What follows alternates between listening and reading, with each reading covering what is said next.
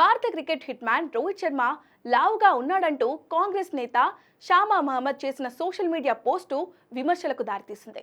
తాజాగా భారత cricket control board పెద్దలు కూడా స్పందించారు. కీలక టోర్నీ మధ్యలో ఉన్నప్పుడు ఇటువంటి కమెంట్లు చేసి ఉండాల్సింది లేదన్నారు. తాజాగా బీసీసీఐ కార్యదర్శి దేవ్జిత్ సైకియా మాట్లాడుతూ ఈ వ్యాఖ్యలను తీవ్రంగా తప్పుపట్టారు.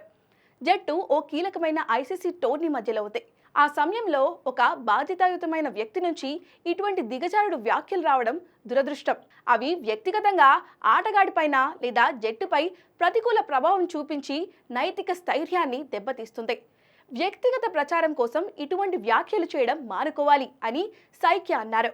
ఇక షామా మహమ్మద్ రోహిత్ శర్మ లావ్గా ఉన్నాడు, అతడు బరువు తగ్గాల్సిన అవసరం ఉంది అని తన ట్విట్టర్ పోస్ట్లో వ్యాఖ్యానించారు.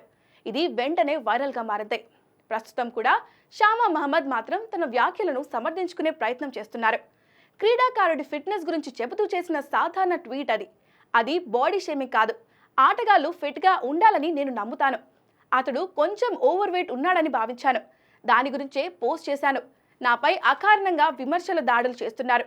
నేను అతడిని గత కెప్టెన్లతో పోలుస్తూ రాసుకొచ్చాను.